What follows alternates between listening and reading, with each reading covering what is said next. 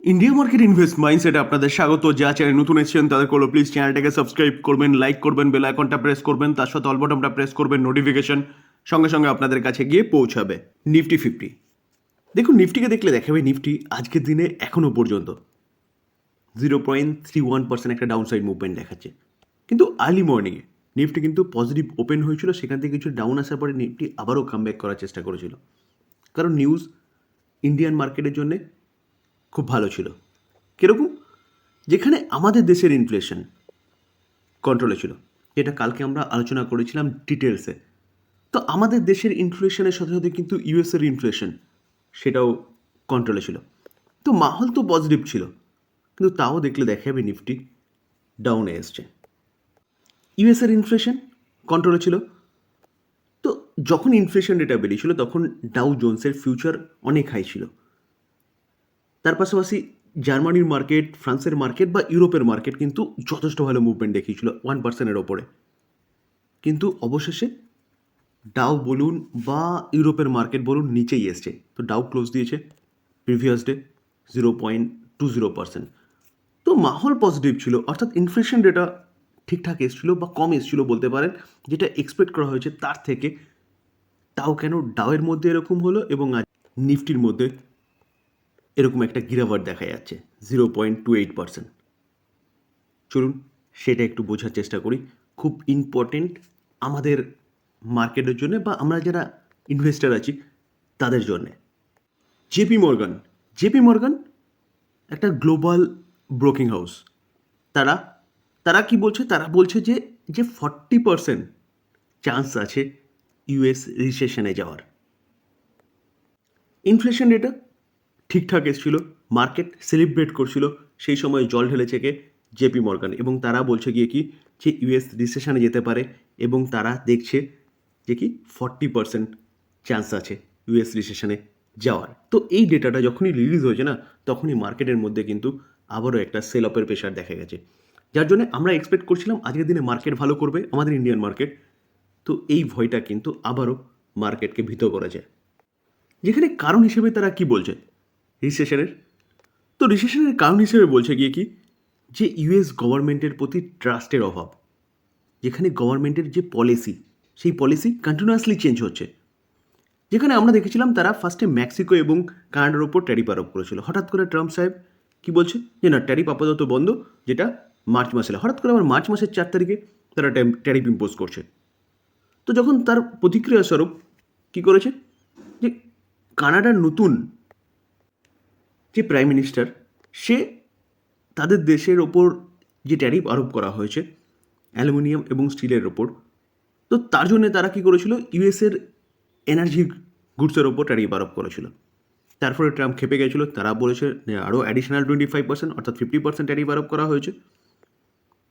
তো আবার হঠাৎ করে শোনা যাচ্ছে না, এই 50% আবার উঠিয়ে দিয়েছে। কেন? কারণ কানাডার প্রধানমন্ত্রী সেটা উঠিয়ে দিয়েছে।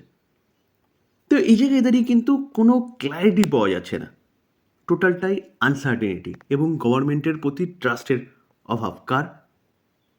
ইনভেস্টারদের। এটা বলছে কে? এটা বলছে according to the JP Morgan chief economist. তার জন্য জেপি মর্গান কারেন্ট ফোরকাস্ট করেছে for 2% US GDP growth this ইয়ার, এই আনসার্টেনিটির জন্যে, যেখানে কোনো ক্ল্যারিটি পাওয়া যাচ্ছে না। তো এই কারণে কিন্তু ইউএসের ইকোনমিতে একটা এফেক্ট পড়তে পারে। এর জন্যই কিন্তু মর্গান স্ট্যানলি বলছে ইউএস 40% চান্স আছে রিসেশনে যাওয়ার। তো স্যার এটাই হচ্ছে কারণ যে ইউএসের মার্কেটও ডাউন ছিল এবং আমাদের নিফটিও কিন্তু, নিফটি বলুন বা সেন্সেক্স বলুন, দুটোই ডাউন রয়েছে। কারণ হচ্ছে অনলি ফর রিসেশনের ফিয়ার। ভারত ইলেকট্রনিক। তো ভারত ইলেকট্রনিক কোম্পানিটা ডিফেন্স সেক্টরের একটা দিগ্গজ কোম্পানি। যে কোম্পানিটা কিন্তু কন্টিনিউয়াসলি ভালো করছে। কেন? ভালো অর্ডার পাচ্ছে কোম্পানিটা ভারত সরকারের কাছ থেকে। তো স্যার ভারত সরকার আত্মনির্ভরের ওপর জোর দিচ্ছে, তো স্বাভাবিকভাবে ভারতের যে ডিফেন্স কোম্পানিগুলো আছে সেগুলো কিন্তু ভবিষ্যতে ভালো অর্ডার পেতে পারে। রিসেন্টলি আমরা দেখেছিলাম যে প্রতি কটা দেশ যে বিভিন্ন দেশকে হেল্প করে না, তারা কিন্তু তাদের ইন্টারেস্টের ওপর হেল্প করে। যেখানে ইউক্রেন রাশিয়া যুদ্ধের জন্যে আমরা কিন্তু একটা যুদ্ধে একটা ভালো উদাহরণ পেয়েছি যে ইউএস ফার্স্টে তাদের সাপোর্ট ছিল এবং বলতে পারেন ইউএস তাদের পাশে ছিল বলেই কিন্তু ইউক্রেন রাশিয়ার সাথে এত বড় যুদ্ধে জড়িয়েছে বা জড়ানোর সাহস দেখিয়েছে। তো সব কিছু ঠিকঠাক চলছিল, কিন্তু ট্রাম্প আসার পরে ট্রাম্পের ইন্টারেস্ট অন্য। তার ফলে কিন্তু কি করেছে যে তারা সব রকম সাপোর্ট ইউক্রেনের ওপর থেকে তুলে নিয়েছে, যার ফলে ইউক্রেন কিন্তু এখন অবস্থা খারাপ। তো এই জায়গায় দাঁড়িয়ে কিন্তু স্যার ভারত সরকার কী করছে, আত্মনির্ভর বা মেক ইন ইন্ডিয়ার কথা বলছে এবং এই কোম্পানিগুলো ডিফেন্স সেগমেন্টের কোম্পানিগুলো একের পর এক অর্ডার পাচ্ছে। তো এই কোম্পানিটা আজকের দিনে অনেকটা ভালো মুভমেন্ট দেখিয়েছে। যদি মার্কেট এরকম খারাপ না অবস্থা হতো তাহলে এই কোম্পানিটা কিন্তু আরও ভালো মুভমেন্ট দেখাতো। তো চলুন নিউজ কী পাওয়া যাচ্ছে সেটা দেখি। দেখুন, ভারত ইলেকট্রনিক এই কোম্পানিটা অর্ডার উইন করেছে কত, 2463 কারারে একটা ব্যাপক বড় অর্ডার কিন্তু এই কোম্পানিটা পেয়েছে। ভারত ইলেকট্রনিক এই কোম্পানিটা যে অর্ডারটা পেয়েছে না, এই অর্ডারটা পেয়েছে কোথা থেকে, ইন্ডিয়ান এয়ারফোর্স থেকে। কিসের অর্ডার পেয়েছে দেখুন, অশ্বিনী রাডার। তো রাডার সিস্টেম নিয়ে কিন্তু এই কোম্পানিটা কাজ করে। তো এই রাডার সিস্টেম কত, 2463 কারোরের অর্ডার পেয়েছে। তো এটা কিন্তু একটা ব্যাপক বড় নিউজ এই কোম্পানির জন্য। স্যার ইন্ডোসেন্ড ব্যাংক, তো ইন্ডোসেন্ড ব্যাংক এই ব্যাংকটা একটা দিগ্গজ ব্যাংক বলতে পারেন, যে এই ব্যাংকটা হেভি রিসেন্ট একটা ব্যাপক বড় ঘোটালা ধরা পড়েছে। তো তার জন্য দেখলে দেখা যাবে কোম্পানিটা কিন্তু সেদিনকে 27% মতন একটা ডাউন সাইড মুভমেন্ট দেখিয়েছে।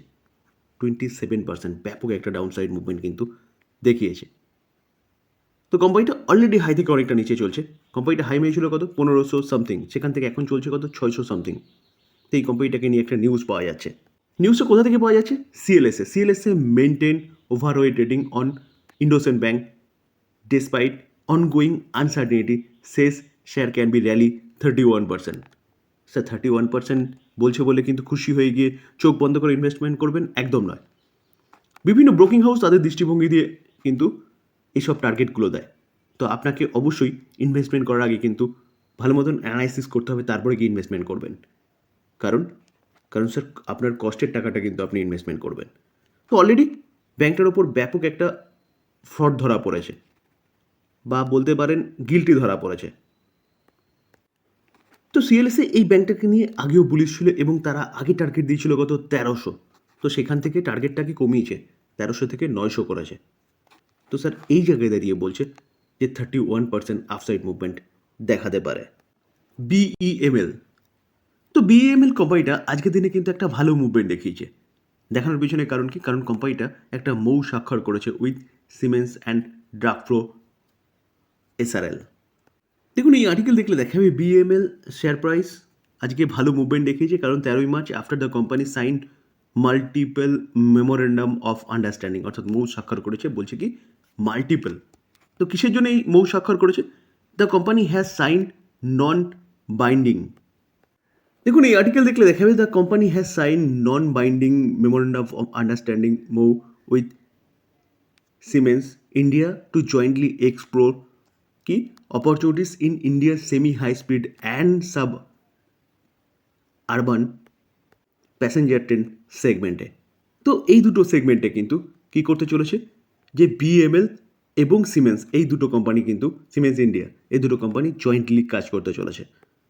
তার পাশাপাশি দেখলে দেখা যাবে এই কোম্পানিটা কিন্তু ইটালিয়ান আরেকটা কোম্পানির সাথে, যে কোম্পানিটার নাম কি ড্রাগফ্লো এসআরএল, তার সাথে মেমোরেন্ডাম অফ আন্ডারস্ট্যান্ডিং সাইন করেছে, যেখানে স্ট্রেংথ বাড়াবে ইন্ডিজিনিয়াস ড্রিগিং সলিউশনের। তো এটা কিন্তু একটা অবভিয়াসলি একটা ভালো নিউজ এই কোম্পানিটার জন্য। এই কোম্পানিটা মিনস বিএমএল এর জন্য, যার জন্যে কিন্তু আজকে এই মার্কেটে বিএমএল একটা ভালো মুভমেন্ট দেখিয়েছে। স্যার ডিসক্লেমার দিয়ে রাখি, কোনো বাই রেকমেন্ডেশন নয়। কোম্পানিগুলোর সম্বন্ধে নিউজ পাওয়া যাচ্ছে, সেগুলো আপনাদের সামনে তুলে ধরার চেষ্টা করলাম, টোটালটাই লার্নিং পারপাস। বাই করবেন, নিজে ফার্দার অ্যানালাইসিস করবেন, তারপরে বাই করবেন, বা আপনার ফাইন্যান্সিয়াল অ্যাডভাইজারের সাথে কথা বলে নিয়ে তারপর বাই করবেন। থ্যাংক ইউ, ভালো থাকবেন।